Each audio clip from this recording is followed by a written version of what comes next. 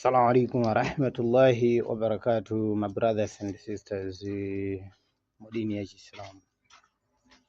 Ndabwera pano ndi kukumbusana ndi malingana ndi mmene Allah ananenera kuti kukumbusa kumakhala kopindulitsa kwa okhulupirira. Nkhani imene ndabwera pano ndiona kuti ndikukumbuseni nkukufunsani funso lina kuti kodi muli ndi loya? Wina nkumada bodi mphawi ngati ine ndingakhale ndi loya wamtundu wanji?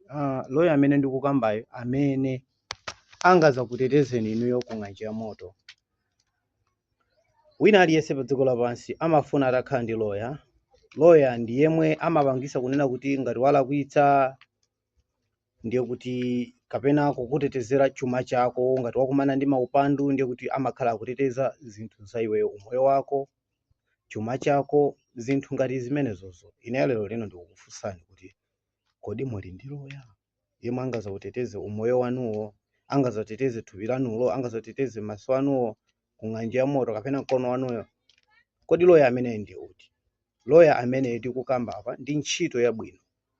Inuyo brother and sisters, mukakhala kuti mukugwira ntchito yabwino pamaso pa Allah subhanahu wa ta'ala, ndi zinthu zonena kuti ndi zabwino, zinthu zimenezozo zizakhala zikuti zikukutetezani inuyo ku mavuto kapena kuti zilango zimene Allah subhanahu wa ta'ala zimene anapereka kwa kwa zolengedwa zake.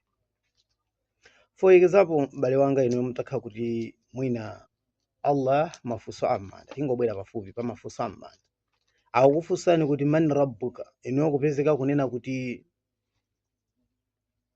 munagwira ntchito yabwino. Ntchito yabwino ndi imene ingakuteteze iwe, upezeka kuti uyankha Allah madinuka, mukhoza kuyankha mosavuta. Koma ngati munali munthu onena kuti sumagwira ntchito zabwino, ngakhale utazipanga claim kuti I am Muslim, ndine Islamu, usilamu wapakamwa, sugwira ntchito.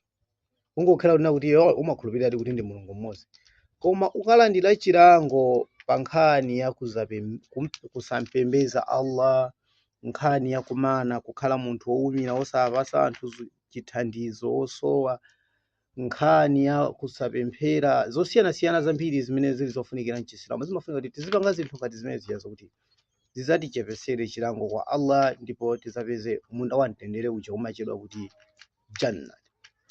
My brothers and sisters, munali ndi ine ndi brother wanu amene akukupasirani kuchokera pa Malawi Muslim Motivated Speech, tiziwe za Chisilamu. Assalamu alaikum.